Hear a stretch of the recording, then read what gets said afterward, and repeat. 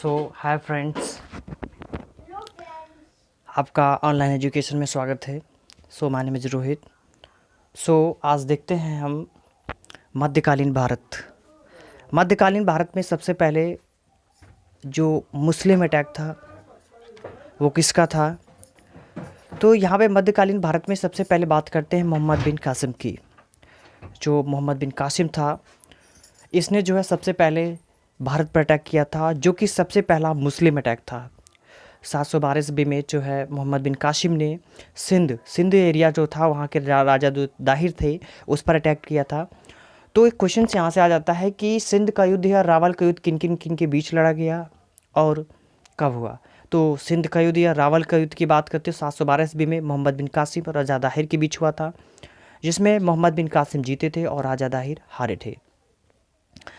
इसके बाद में क्या होता है कि हम देख कहानी के रूप में हिस्ट्री को समझेंगे। इसके बाद में आते हैं हमारे सुबुक्तगीन। सुबुक्तगीन की बात करते हैं कि जो सुबुक्तगीन है, सुबुक्तगीन 986 ईस्वी में जो है वो भारत पे आता है और जो है भारत पर अटैक करता है। सबसे पहला जो तुर्की अटैक था भारत पर, सबसे पहला तुर्की अटैक था वो सुबुक्तगीन का था।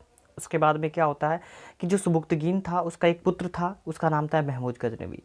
महमूद गजनवी जो है पिता के स्थान पर जो है सत्ता को संभालता है। 998 ईस्वी में सत्ता पर बैठता है और वो भारत पर 1001 ईस्वी से लेकर के 1027 ईस्वी तक 17 बार अटैक करता है। जो है ये भी कम नहीं था। इसका मेन मकसद था कि धन को लूटना, ना कि राज्य स्थापित करना। सिर्फ इसका मेन मकसद था कि भारत से धन को लूटना। इसके बाद में क्या होता है कि जो सबसे पहले 1001 ईस्वी की बात करते हैं। 1001 ईस्वी ने जो हिंदू शासित जयपाल जी थे, जयपाल जी पर जो है इसने अटैक किया था महमूद गजनवी ने। और उस अटैक में क्या हुआ, जब उनके बीच में युद्ध हुआ तो उसमें जो है जयपाल जी हार गए थे और उनको बंदी बना लिया गया था। बंदी बनाने के बाद क्या हुआ, उनको छोड़ दिया गया। छोड़ देने के बाद वो जब अपने राज्य में वापस गए तो यार, जब राज्य में वापस कोई हार के जाता है तो उसकी क्या होती है, बदनामी होती है। तो बदनामी होने पर क्या होता है कि उसने मारे शर्म के मारे उसने अपनी आत्महत्या कर ली, जयपाल जी ने। इसके बाद क्या होता है, 1006 ईस्वी में मुल्तान पर अटैक करता है। उस समय मुल्तान के जो सत्तात्मक थे, वो समय फतेह उल दाऊदी मुल्तान के सत्तात्मक थे, उनसे युद्ध करता है। मुल्तान को भी पराजित करता है। मुल्तान की जो राजा फतेह उल दाऊदी हैं उनको भी पराजित करता है। फिर वो आगे बढ़ता है। फिर जो है वो 1009 ईस्वी में जो पेशावर है, पेशावर की बात करते हैं। पेशावर के जो राजा थे वो आनंद पाल जी थे। आनंद पाल जी को क्या करता है, वो उसमें जो है युद्ध में पराजित करता है।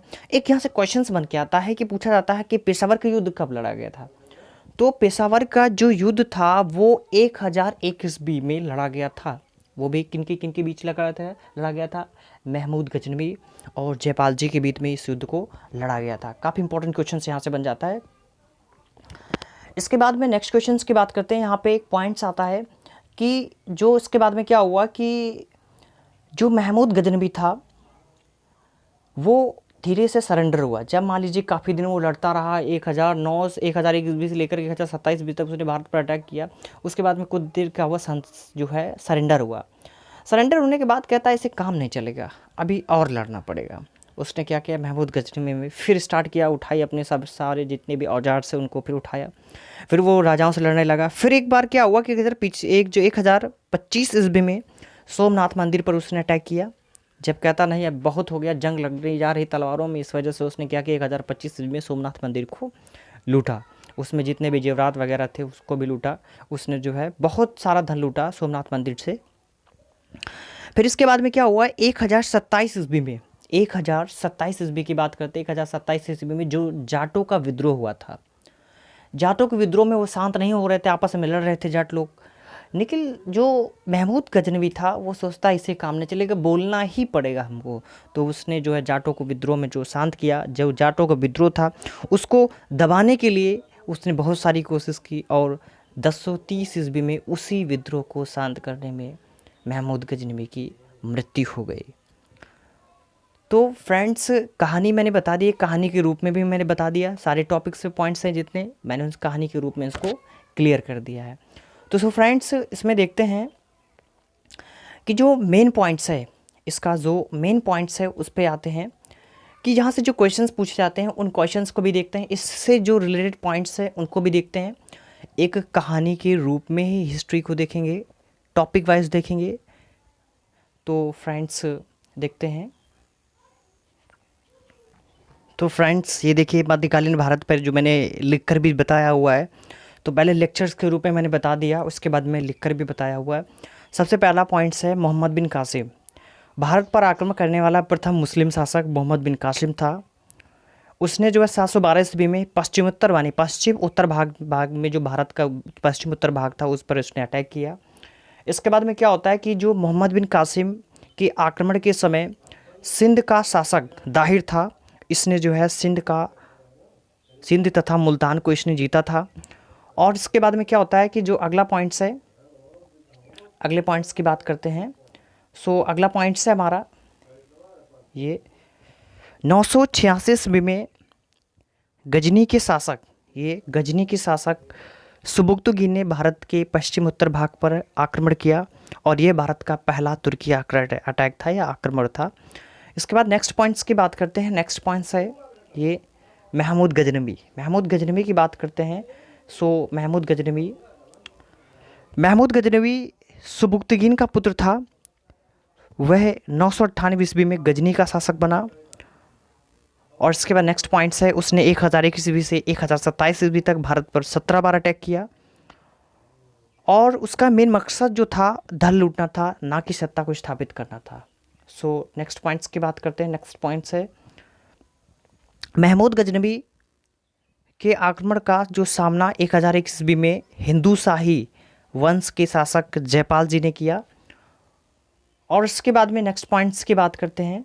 नेक्स्ट पॉइंट्स है वह हिंद के निकट हुए युद्ध में जयपाल जी पराजित हुए और उसने आत्महत्या कर ली।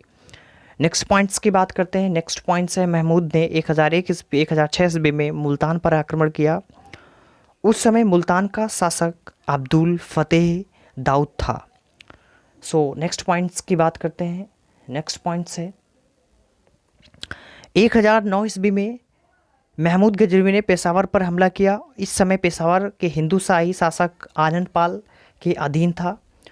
सो नेक्स्ट पॉइंट्स की बात करते हैं। नेक्स्ट पॉइंट्स है महमूद गजनवी ने 1025 ईस्वी पे सोमनाथ पर अटैक किया। महमूद गजनवी ने 1027 ईस्वी में अंतिम हमला जाटों के विद्रोह को शांत करने में किया था। सो नेक्स्ट पॉइंट्स की बात करते हैं। 1030 ईस्वी में महमूद गजनवी की मृत्यु हो गई। वही जाटों का जो विद्रोह हुआ उसी को शांत करने में महमूद गजनवी की मृत्यु हो गई। तो फ्रेंड्स इससे जो रिलेटेड क्वेश्चंस पेपर एग्जाम में बनते हैं उनको भी देखते हैं। बहुत इंपॉर्टेंट क्वेश्चंस बनते हैं। पहला क्वेश्चन यहाँ से आया हुआ है, इंपॉर्टेंट क्वेश्चंस ऑल एग्जाम्स के लिए। महमूद गजनवी का पुत्र कौन था? उसका नाम था सुबुक्तुगीन। क्या था? सुबुक्तुगीन। भारत पर आक्रमण करने वाला पहला मुस्लिम शासक कौन था? मोहम्मद बिन कासिम। सो नेक्स्ट पॉइंट्स की बात करते हैं। सिंध का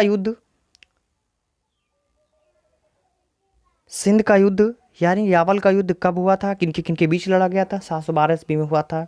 मोहम्मद बिन कासिम और राजा दाहिर के बीच में हुआ था, जिसमें मोहम्मद बिन कासिम जीते थे और ये जो है हारे थे। राजा दाहिर जो थे वो हारे थे। नेक्स्ट क्वेश्चन की बात करते हैं। महमूद गजनवी भारत पर कितने बार अटैक किया? तो उन्हें 17 बार अटैक किया भारत पर। महमूद गजनवी जो था वो 17 बार भारत पर अटैक किया था। नेक्स्ट क्वेश्चन की बात करते हैं। नेक्स्ट क्वेश्चन है पेशावर का युद्ध कब लड़ा गया था? 1001 ईस्वी में लड़ा गया था। और ये जो है महमूद गजनवी और जयपाल जी के बीच लड़ा गया था, जिसमें महमूद गजनवी जीते थे और जयपाल जी हारे थे। नेक्स्ट क्वेश्चन की बात करते हैं। सोमनाथ मंदिर पर किसने आक्रमण किया और कब किया? तो महमूद गजनवी ने जो है आक्रमण किया था और 1025 ईस्वी में सोमनाथ मंदिर पर अटैक किया था। सो नेक्स्ट क्वेश्चन की बात करते हैं। नेक्स्ट क्वेश्चन है भारत पर पहला तुर्की अटैक किसका था? तो वो सुबुक्तुगीन का था। सुबुक्तुगीन के पुत्र का नाम महमूद गजनवी था। सो नेक्स्ट क्वेश्चन की बात करते हैं। नेक्स्ट क्वेश्चन यहाँ से बनता है जो सुबुक्तुगीन का पुत्र महमूद गजनवी था, इसकी मृत्यु कब हुई थी? तो वो 1030 ईस्वी में महमूद गजनवी की मृत्यु हुई थी। तो फ्रेंड्स इसमें सबसे पहले हम लेक्चर्स देखे हैं, पहले लेक्चर्स देखिए, उसको समझिए कहानी के रूप में, फिर उससे रिलेटेड जो पॉइंट्स हैं उन पॉइंट्स को देखिए, फिर उससे रिलेटेड जो क्वेश्चंस हैं सीरियल बाय उनको देखेंगे। तो अगर वीडियो अच्छी लगी है तो थैंक्स, और लाइक करें, सब्सक्राइब करें, शेयर करें। सो इसमें ये बताया गया कि इसमें जो टॉपिक वाइज है, आज देखा हमने महमूद गजनवी के बारे में, इसके बाद आती सत्ता किसकी, मोहम्मद गौरी की, फिर इसके बाद में दिल्ली सल्तनत में गुलाम वंश, फिर इसके बाद में इल्तुतमिश के बारे में, गुलाम वंश कुतुब में जितने भी हैं, इल्तुतमिश है जैसे कुतुबुद्दीन ऐबक है और रजिया सुल्तान, इसके बारे में पूरा देखेंगे। फिर इसके बाद में जो आगे आएगा वो खिलजी वंश आएगा, तो इसको देखते रहेंगे, मेरे टॉपिक वाइज देखेंगे इसमें, ठीक है। So friends, thanks for watching this video. So